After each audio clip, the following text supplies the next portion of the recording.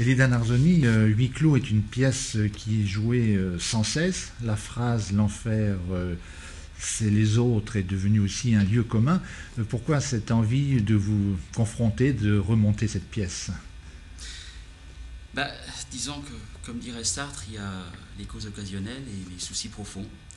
Dans ce cas, la cause occasionnelle, c'est que ça fait très longtemps que j'aimerais faire de la mise en scène. Je suis comédien, je joue régulièrement. Et c'est très difficile de faire une première mise en scène, de trouver les fonds, de faire en sorte à ce que les gens aient confiance en vous. C'est un long combat. Et donc j'ai eu un tas de projets et puis on m'a conseillé de chercher une pièce connue avec peu de personnages. Et donc quelqu'un m'a conseillé Huis clos et je l'ai lu. Je n'ai pas aimé cette pièce du tout. Puis je l'ai relue plusieurs fois et tout d'un coup j'ai eu une idée comment je pourrais éventuellement la monter. Donc ça c'est la cause occasionnelle. Pour les soucis profonds, si vous voulez, ce qui m'intéresse dans la pièce, étant donné que la thématique de la pièce est le jugement que nous portons sur autrui et que l'autre porte sur nous, dans ce sens-là, ça concerne tout le monde, c'est totalement universel, c'est intemporel. Dans ce sens-là, la pièce ne date pas, elle sera toujours d'actualité tant que l'homme existe, puisque la problématique du jugement sera toujours d'actualité dès qu'il y a deux personnes l'un face à l'autre. Donc, si vous voulez, ce qui m'intéressait là-dedans, c'est de montrer l'humain. C'est-à-dire, je voulais qu'on voit des êtres humains qui se parlent vraiment. Et je voulais que le public puisse être touché par cette problématique du regard que l'autre porte sur nous et que nous portons sur l'autre. Alors les personnages, ils sont en proie au désir, à la séduction, à la brutalité. Mais pour vous, de quoi traite la pièce en priorité? Donc justement, comme je vous disais, c'est vraiment le jugement que nous portons sur autrui et que l'autre porte sur nous, et la façon plus ou moins pathologique que nous avons de gérer ce jugement. Donc, à savoir, donc, l'enfer c'est les autres, pour revenir à cette phrase ultra célèbre et très mal comprise depuis 60 ans, on comprend toujours l'enfer c'est les autres, ça veut dire nos rapports avec les autres sont empoisonnés, l'autre est mon enfer. Or, c'est pas du tout ça de quoi il s'agit. Il s'agit, l'enfer c'est les autres, si je suis trop dépendant du jugement d'autrui. À ce moment-là, je suis en enfer. C'est dans ce sens-là que les autres sont mon enfer. Mais si je suis en enfer à cause des autres, ce n'est pas la faute des autres, mais c'est ma faute, si vous voulez, puisque je suis trop dépendant. Donc c'est dans ce sens-là. Maintenant, pour les personnages, vous pouvez juste répéter votre question, je me suis un peu perdu là. La question, on la reprend? Oui, non, juste vous posiez la question sur les personnages. Oui, les personnages sont en proie au désir, voilà. Par moments à la séduction, par moments à la brutalité. Voilà. Est-ce que pour vous, il y a un de ces sentiments qui domine? Quel est celui? Non, vraiment, si vous voulez, pour moi, ces personnages sont très proches de nous, même s'ils sont morts. C'est évidemment une mort métaphorique. C'est-à-dire, la métaphore, c'est que ce sont des gens qui sont en enfer parce qu'ils sont emprisonnés dans des mécanismes de fonctionnement et dans des modes de pensée et qu'ils n'arrivent pas à s'en sortir. Ça arrive à tout le monde dans nos vies. On est tous confrontés à un moment ou à un autre à ce genre de problème. Donc dans ce sens-là, au-delà du fait que ces trois personnages sont des monstres dans le sens qu'ils ont commis des crimes terrifiants, au-delà de ce fait-là, ce sont des êtres humains, comme vous et moi, et qu'ils ont des désirs, qu'ils ont des peurs, qu'ils ont des espoirs, qu'ils ont des rêves, et de la violence, qu'ils ont des pulsions sexuelles très fortes, d'autant plus qu'ils sont enfermés à trois en enfer, et qu'en enfer tout est permis, et qu'on laisse sortir le pire de soi-même. Donc c'est dans ce sens-là que pour moi les personnages sont très proches de nous, même si métaphoriquement ils sont morts. Et que j'avais justement envie que le spectateur puisse être touché, c'est mon but, maintenant je ne sais pas si j'y suis arrivé, mais en tout cas mon but c'est que le spectateur puisse être touché par la détresse dans laquelle se trouvent ces trois personnages. Alors vous n'avez pas installé le décor dans un lieu bourgeois comme dans la pièce, mais plutôt une sorte de ring qui serait dans les profondeurs de la terre? Je dirais que c'est plus abstrait que ça. Alors, effectivement, j'ai voulu sortir de l'encadrement bourgeois dans lequel on le monte d'habitude, parce que je trouve personnellement qu'aujourd'hui, ça ne sert plus tellement le propos. Dans le sens que, d'ailleurs, le théâtre de Sartre est monté de moins en moins, et Huis clos est beaucoup monté, mais surtout par des troupes amateurs. Ça intéresse très peu les metteurs en scène d'aujourd'hui, justement parce que je pense qu'on a une image trop convenue de cette pièce. Moi, j'ai vu Huis clos au théâtre et je trouvais que c'était relativement inintéressant dans le sens que les choses étaient à peine suggérées et donc on n'a finalement plus qu'un blabla pseudo-philosophique que j'estimais pas très intéressant à la base. Donc j'ai voulu vraiment travailler sur les rapports et l'intensité des rapports dans un espace abstrait. C'est-à-dire que l'enfer, personne ne sait ce que c'est, si on parle véritablement de l'enfer et non pas uniquement de l'enfer métaphorique, donc l'enfermement dans des modes de pensée, etc., et des mécanismes de fonctionnement. Donc, si vous voulez, j'ai voulu trouver un espace où on puisse avoir la sensation du huis clos, mais à la fois pour les personnages, mais également pour les spectateurs.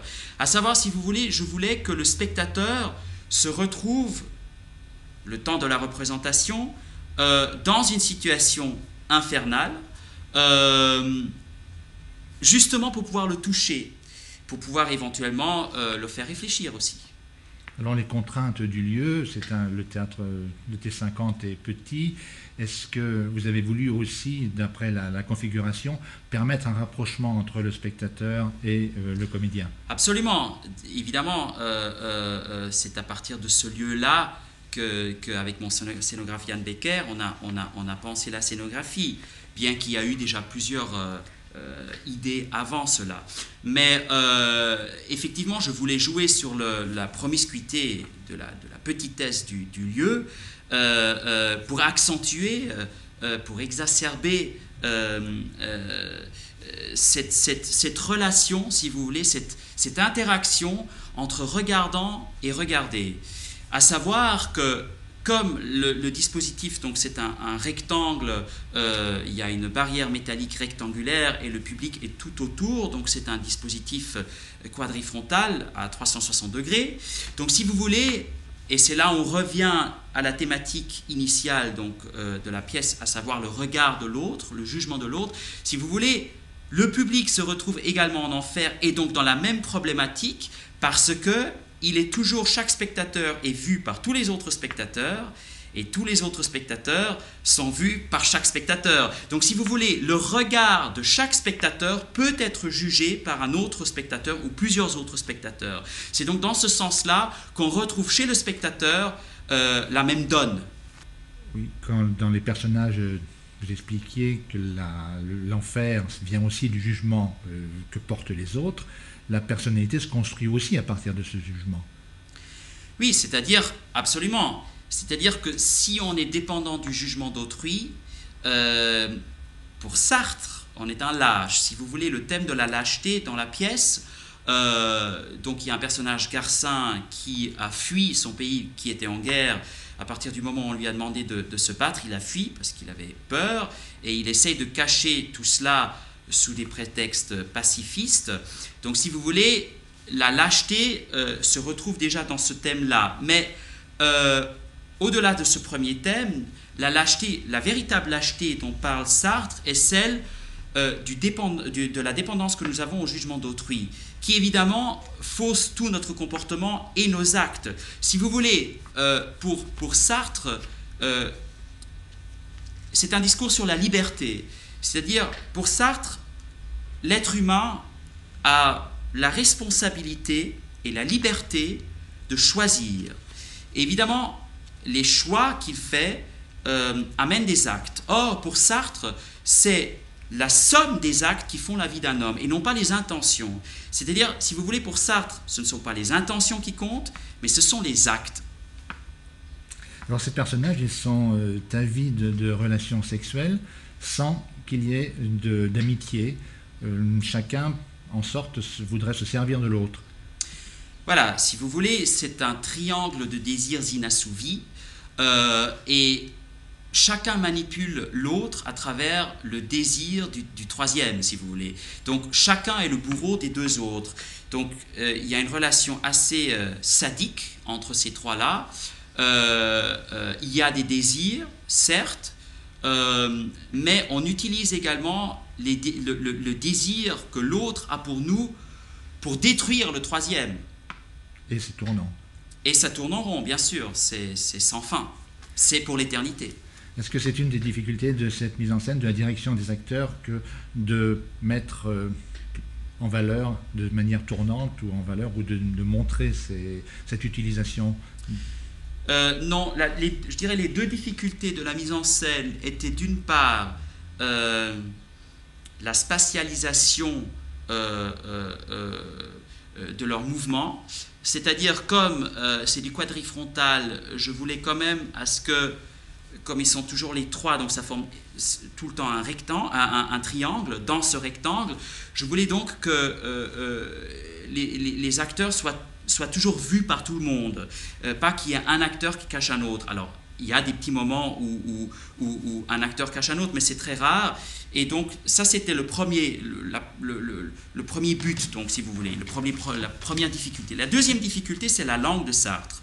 Parce que c'est une écriture assez ordinaire, si on veut. Il n'a pas du tout essayé de faire de la littérature dans cette pièce. Mais très précise, par contre. Mais par contre, c'est très précis et c'est extrêmement difficile à dire et à jouer, car c'est un mélange de langues tout à fait ordinaires de tous les jours, avec tout d'un coup des échappées un peu philosophiques, et évidemment tout le temps ces manipulations qui rendent la chose difficile. Donc j'ai énormément travaillé sur le phrasé et puis sur la disposition des corps dans l'espace.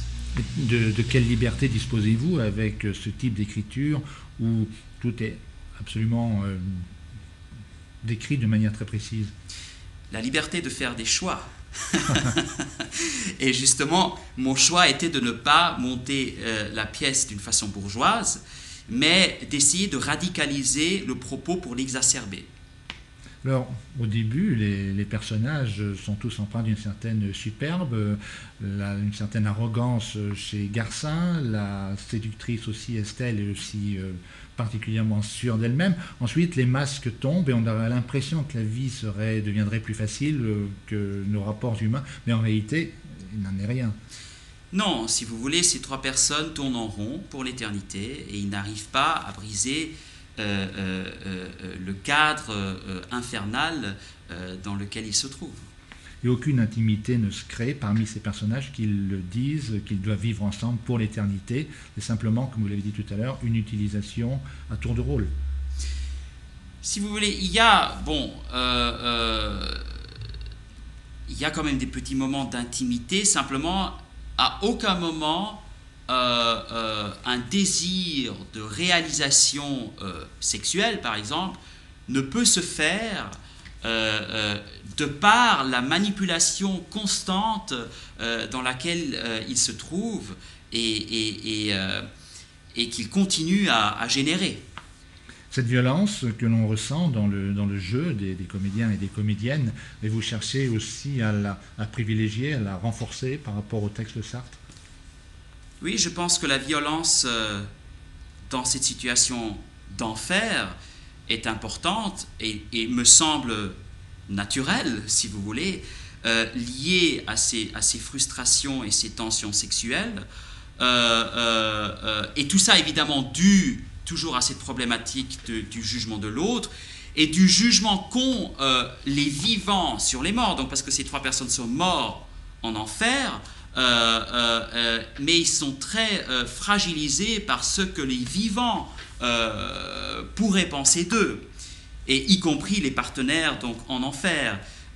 Donc ils sont constamment dans cette lutte intérieure du que pense l'autre de moi et d'une certaine négation, c'est-à-dire du mensonge et de la mauvaise foi. Voilà, je dirais que ça joue énormément autour de la mauvaise foi. Mais si vous voulez, ma façon aussi de radicaliser le propos était que comme il se trouve en enfer et comme la thématique fondamentale est le jugement et le regard de l'autre, j'ai fait en sorte à ce que les trois personnages soient tout nus, ce dont on n'a pas encore parlé, il me semble. Donc ils sont tout nus pendant toute la pièce. Et pour revenir sur les difficultés, ça c'en était une autre, dans le sens que, évidemment, pour les acteurs, c'est un sacré défi de se retrouver parfois à 20 cm des spectateurs et que les spectateurs soient à 360 degrés autour d'eux pendant toute la pièce et qu'il n'y a pas de sortie, qu'ils sont là dès le début jusqu'à la fin, tout nus. Mais après les avoir vus dans cette nudité, on peut s'imaginer que ce serait beaucoup plus difficile dans la mise en scène traditionnelle dont vous parliez tout à l'heure, où ils seraient dans un intérieur bourgeois et habillés d'une manière bourgeoise. Bah, si vous voulez, bon, après il y a des goûts et des couleurs. Moi personnellement, je trouve que ça ne sert plus la pièce, ça la tue à mon avis. Et je pense que si le théâtre de Sartre est énormément critiqué aujourd'hui et laissé pour compte, à mon avis, c'est parce qu'on a trop monté ces pièces justement d'une façon bourgeoise, ce qui est vraiment un hic, parce que Sartre a lutté toute sa vie contre la bourgeoisie. Donc, alors, évidemment, après, on peut dire que oui, alors si les a mis dans un cadre bourgeois, c'était pour cracher sur la bourgeoisie, je veux bien, mais simplement, je ne suis pas sûr que ça soit lu de cette manière-là aujourd'hui. Donc, personnellement, je trouve que ça n'apporte plus rien à la pièce et qu'il faut chercher. Je ne dis pas que j'ai trouvé la meilleure solution. C'est une possibilité. Je pense qu'il faut en chercher d'autres encore. La mienne était celle de la radicalisation et en même temps la volonté de pouvoir toucher le public par cette détresse et cette nudité et cette cruauté dans laquelle évoluent ces trois personnages. Alors ces personnages, vous l'avez dit, ils sont morts, ils sont dans l'enfer, ce qu'on oublie parfois, puisqu'on les voit se comporter comme des vivants, et ils cherchent à avoir une vie meilleure, en ayant oublié qu'ils étaient justement dans l'enfer. Est-ce que vous considérez aussi cette pièce comme une sorte de vaudeville ou plutôt un conte contemporain ? Bon, il est clair que quand on lit attentivement la pièce, elle est écrite un peu dans un style de vaudeville, de théâtre du boulevard. Il y a quelque chose de cela, ça c'est clair. Mais je pense que ce qui se passe pour ces morts, c'est qu'évidemment, ils essayent de ne pas être morts. C'est d'ailleurs pour cela qu'à un certain moment, Estelle, un des trois personnages, dit qu'elle préfère qu'on les appelle pas des morts, mais des absents. Parce que justement, ces trois personnes ont envie de vivre, ils ont une réelle rage de vivre, d'où la grande tension sexuelle, donc Thanatos et Eros forcément, parce que leur volonté de vivre les amène à vouloir vivre des actes sexuels ensemble afin de se sentir vivre davantage. Quelque part, ce serait comme une confirmation d'être encore en vie et non pas être mort, que de pouvoir vivre une relation sexuelle ensemble. Or, ils n'y arrivent jamais. C'est donc bien la preuve qu'ils sont morts et qu'ils sont plus dans le Thanatos que dans l'Eros. Vous commencez la pièce vous-même en lisant un texte de Sartre qui semble comme une explication, comme si la phrase « l'enfer c'est les autres » avait été mal comprise. C'était une justification a posteriori de Sartre pour une pièce qu'on aurait peut-être mal comprise. Alors, si vous voulez, Sartre, en 1964, a fait un enregistrement sonore pour une édition phonographique de huis clos, où il a voulu expliquer le malentendu que génère la phrase « l'enfer, c'est les autres ». Et donc, où il explique pourquoi il a écrit la pièce, qu'est-ce qu'il a voulu dire, etc. Et moi, j'ai demandé aux ayants droit si c'était possible de rajouter cet enregistrement. Alors, j'ai eu l'autorisation. Malheureusement, pour un tas de questions de droit, je n'ai pas pu avoir l'autorisation de diffuser cet enregistrement. Donc est venue l'idée que je le dise moi-même. Et quelque part, je préfère ça. Je trouve que c'est, d'un point de vue dramaturgique, c'est plus juste. Je trouve que c'est un texte intéressant. Je trouve qu'il est beau. Et si vous voulez, dans ma mise en scène, on peut voir ce dispositif de différentes manières. On peut le voir comme un laboratoire de la pensée sartrienne, et donc le texte que je dis au début du spectacle serait un peu comme la théorie qu'on expose, et ensuite on fait l'expérience ensemble et on regarde ce que ça donne. On peut voir cet espace comme une morgue où on dissèque l'âme des cadavres. On peut voir cela comme un vivarium où des êtres humains crachent du venin, ou alors, par exemple, comme un amphithéâtre d'anatomie. Et lors de la première, avez-vous ressenti une adhésion, une participation du spectateur comme vous l'attendiez? Oui, à tel point qu'une une spectatrice est tombée dans les pommes et elle est venue vers moi et m'a dit, je la connais, et elle m'a dit, tu sais, Lidan, j'ai un peu chaud. Et elle avait une veste polaire. Alors, je voulais juste lui dire, enlève peut-être ta veste polaire. Et juste à ce moment-là, elle est tombée dans les pommes et elle s'est cognée la tête très violemment contre une échelle en fer et en métal. Et donc ça a interrompu le spectacle pendant 1 minute et on a dû l'évacuer. Et sur le moment, c'était assez effrayant. D'autant plus que j'ai cru qu'elle était morte parce qu'elle était complètement raide et on a mis quand même quelques secondes pour la réanimer. Donc, mais ce qui est très drôle, c'est quelqu'un d'autre qui m'a dit ça, c'est que c'est un peu le syndrome de Stendhal, c'est-à-dire que elle a eu chaud en enfer, si j'ose dire. Donc, moi, les échos que j'ai eus, c'est... j'ai pas de problème avec la critique, je suis très ouvert et j'aime quand les gens me disent tout, c'est-à-dire qu'ils me disent qu'ils n'ont pas aimé et pourquoi, etc. Grosso modo, j'ai eu beaucoup de critiques positives, aussi quelques critiques plus réservées, mais si vous voulez, en général, les gens étaient quand même très impressionnés par ce qu'ils ont vu, et je pense que pour certains, en tout cas, certains me l'ont dit, ils ne l'ont pas encore digéré.